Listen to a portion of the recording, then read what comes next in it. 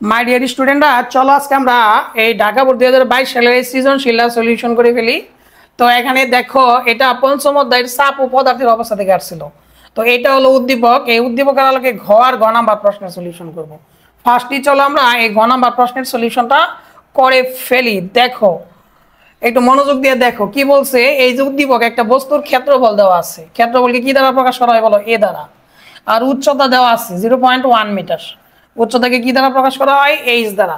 বস্তুর ভর দেখো দেওয়া আছে m সমান 5.5 কেজি দিয়ে বলছে উদ্দীপকের বস্তুটির পানিতে ওজন নির্ণয় করো। এর জন্য একটু বেসিক বোঝা তোমার দরকার। বেসিকটা হলো, দেখো এটা হচ্ছে একটা পাত্র। তো এই পাত্রের মধ্যে আমরা কি করব? এই যে বস্তুটাকে প্রবেশ করাবো। এই 5.5 কেজি ভরের বস্তুটাকে এখানে আমরা প্রবেশ করালাম। তো প্রবেশ করানোর পর দেখো, এটা মনে করো এই বস্তুটা হলো এই অবস্থায় আছে। তো এই বস্তুটা কিন্তু কিছু ওজন হারাবে। কেন? কারণ হলো ওই যে নিচের পানিগুলা এটাকে উপরের দিকে একটা ধাক্কা দিবে, যেটার নাম হলো প্লবতা। যেটার নাম কি বলো? প্লবতা। তো পানিতে যখন তুমি এই বস্তুটা ডুবাবা, তখন বাতাসে যে ওজন থাকবে পানিতে তার তুলনায় ওজন কিছুটা কম হবে। কেন হবে? কারণ পানিতে যখন তুমি একটা বস্তু ডুবাও, তখন পানির প্লবতা মানে পানির ঊর্ধ্বমুখী বলের কারণে তো বস্তুটা কিছু ওজন হারায়। যেমন তুমি যদি নদীতে সাঁতার কাটতে চাও, তোমার একটু হালকা ফিল করবা, হালকা মনে করবা। তো আর্কিমিডিজের নীতি যখন স্যাররা পড়াইছে তখন এই কথাগুলো বলছে। তার মানে এই বস্তুটা তুমি যদি এখানে ডুবাও, তাহলে পানির ঊর্ধ্বমুখী বলের কারণে ওজন কিছুটা হারাবে।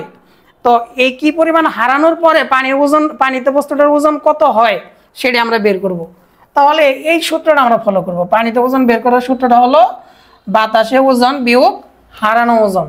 তো বাতাসে তুমি ওজনটা কিভাবে বের করবা? বাতাসে ওজন বের করার সূত্র হলো mg। জাস্ট বস্তুর ভরকে অভিকর্ষ ত্বরণ জি দ্বারা গুণ করে দেবা। আর বিয়োগ হারানো ওজনটা তুমি যখন এই বস্তুটা পানিতে ডুবাবা, দেখো এখানে একটা আয়তন দখল করছে। তো সেই আয়তনটা হবে বি। আর তোমার পানির ঘনত্ব লাগবে, কি লাগবে বলো? পানির ঘনত্ব। আর অভিকর্ষ ত্বরণ জি লাগবে। তাহলে দেখো, পানিতে ওজন বের করার জন্য আমরা বাতাসে ওজন লাগতেছে, বিয়োগ কি লাগতেছে বলো? হারানো ওজন। হারানো ওজনটা কি? যে বস্তুটা যখন তুমি ডুবাবা, তখন সে আগের তুলনায় কিছুটা হালকা ফিল করবে, ওজন কমে যাবে। তো এটা হলো হারানো ওজন। হারানো ওজন কিভাবে বের করে?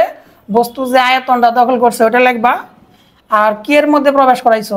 তরল পানির মধ্যে। এর জন্য ঘনত্ব লাগবে আর অভিকর্ষ ত্বরণ জি লাগবে। তাহলে এখন আসো, দেখো এম কত?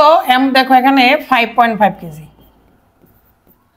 আর জি কত? অভিকর্ষ ত্বরণ তোমরা তো জানোই 9.8 বিয়োগ। এখন এই বি হলো আয়তন, কিন্তু অঙ্কের দাগে কিন্তু টেকনিক্যালি কোথাও আয়তন বলা নাই। তো কি দেওয়া আছে? ক্ষেত্রফল আর উচ্চতা। তাহলে আয়তন কিভাবে বের করতে হয়? ক্ষেত্রফল আর উচ্চতা থাকলে এ গুণন এইচ। ক্ষেত্রফলকে জাস্ট উচ্চতা দিয়ে গুণ করলেই আমরা কি পেয়ে যাই? আয়তন পেয়ে যাই। তাহলে দেখো, এই যে এখানে এরিয়া মানে ক্ষেত্রফল দেওয়া আছে 300, এটা কিন্তু সেন্টিমিটার স্কোয়ারে দেওয়া আছে।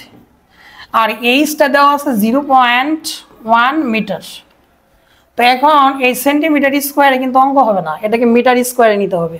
তো সেন্টিমিটার স্কোয়ারে কিভাবে মিটার স্কোয়ারে নিবা? যা আছে তাই লিখবা, গুণ করে 10⁻⁴ দা গুণ করে দাও। তাহলে সেন্টিমিটার স্কোয়ার হয়ে যাবে মিটার স্কোয়ার গুণন 0.1 মিটার।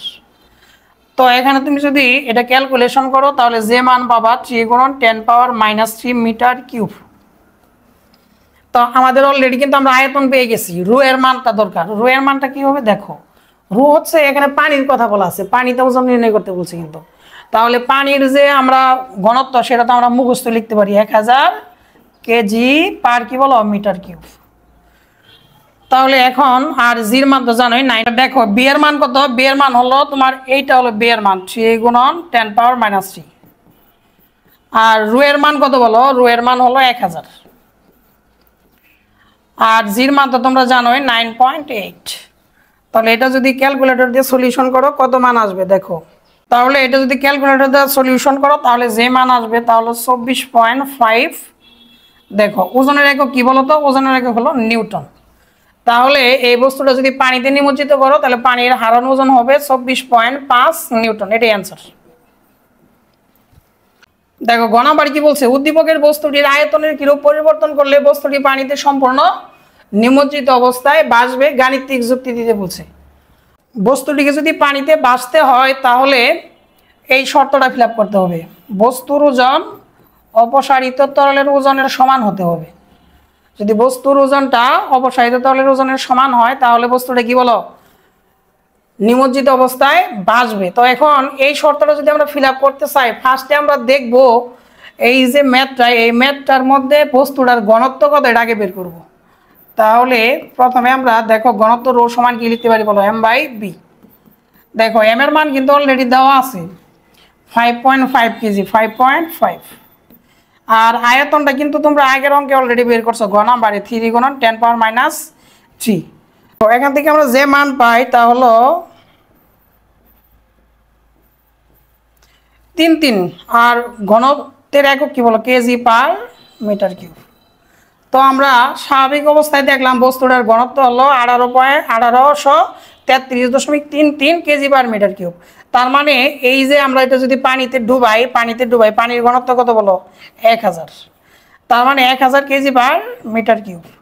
যেহেতু এটার ঘনত্ব বেশি আর এটার ঘনত্ব কম, স্বাভাবিক অবস্থায় যদি এটা আমরা পানিতে ডুবাই তাহলে কিন্তু এই বস্তুটা পানিতে ডুবে যাবে। কেন ডুবে যাবে? দেখো বস্তুর ঘনত্বটা বেশি কার তুলনায়, পানির ঘনত্বের তুলনায়, এর জন্য এটা ডুবে যাবে। তাই এখন এটাকে যদি আমরা বাসাইতে চাই তাহলে বাসানোর জন্য আমাদের কি করতে বলছে, দেখো বাসানোর জন্য আয়তনের কিরূপ পরিবর্তন করতে হবে, আয়তনের কিরূপ পরিবর্তন করতে হবে। তাহলে আবার লেখো রো সমান আমরা কি জানি বলো m/b। তাহলে আমাদের আয়তনটা দেখো যদি আমরা বের করতে চাই তাহলে কি হয় m/ρ হবে, m/ρ এই আয়তনটা আমরা বের করতে চাচ্ছি। তো m এর মান কত বলো 5.5 কেজি। তাহলে রু এর মানটা স্যার কত বসাবো?